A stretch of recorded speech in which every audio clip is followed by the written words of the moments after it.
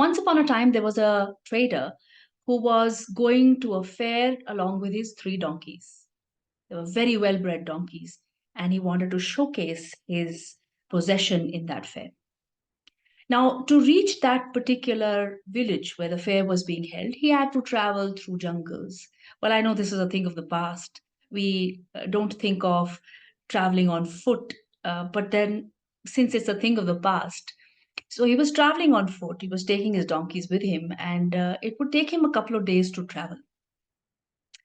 Now, during the journey, he felt the need to rest, and he wanted to eat something. He came by a stream, and he was very tempted to take a dip in the stream because he'd been traveling. He wanted to ease out and rest a while.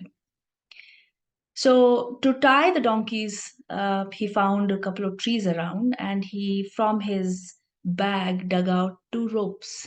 He only had two ropes, but he had three donkeys. Now, when he tied one to a tree, he tied another to a tree. And when he was looking at the third one, he was perplexed as to what to do, because if he were to go into the water, uh, there would be there was a fair chance that this donkey would just roam astray and go away somewhere. And as he was looking around, he saw a sage, a holy man, sitting under the tree meditating. So he thought that he would ask the holy man to help him out in this situation. So he goes to the holy man and says, and there are so many times we need wise counsel, right? So he goes to the holy man. He says, "Sir, would you mind looking after my donkey for me while I take a dip, I take a bath?" So the holy man tells this person, he says, "You've tied the other two donkeys. I just saw you. Why don't you tie this one as well?" So he says, "But I have only two ropes, and I don't have another rope to tie him with, which is why I'm asking for your help." He says, the sage says, "You know that you have only two ropes. The donkey does not. So why don't you just act as if you're tying the third donkey as well along, just like you did with the rest of the two, and see what happens." So he took the donkey to the third tree, and he pretends that he's tying him up with that tree.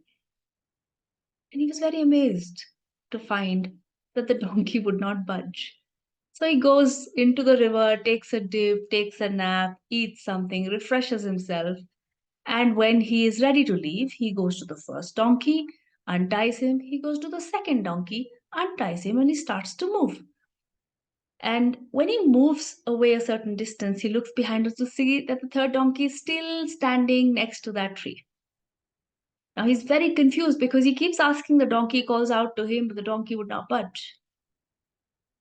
And with his confusion, he again sought wise counsel from the sage. And he says, "So, what am I supposed to do? This donkey would not budge." He says, "You've untied the first donkey, you've untied the second donkey. Have you untied this donkey?" Now, look at this particular story in the context of our lives. How many times have we experienced certain unseen chains which keep us tied to certain cogs or certain past memories where we are not able to move past? And it is only when you work with these specific things that you're able to move in the direction that you need to move. So the man goes to the donkey, unties him, pretends to untie him, and when he walks in that direction, the donkey follows suit. Now, while we have looked at this as a story, if you were to bring this analogy back home and think about these unseen things also, the point that comes forward here is everything needs to be worked with. If you just leave to chance, the chances are that these things might just continue to stay reined and tied to that tree, to that post, to that memory, to that event, to whatever has happened in the past. So I invite you to introspect within your own self as to what are the areas that you find that some work needs to be done. And if you think it is, then probably it is time.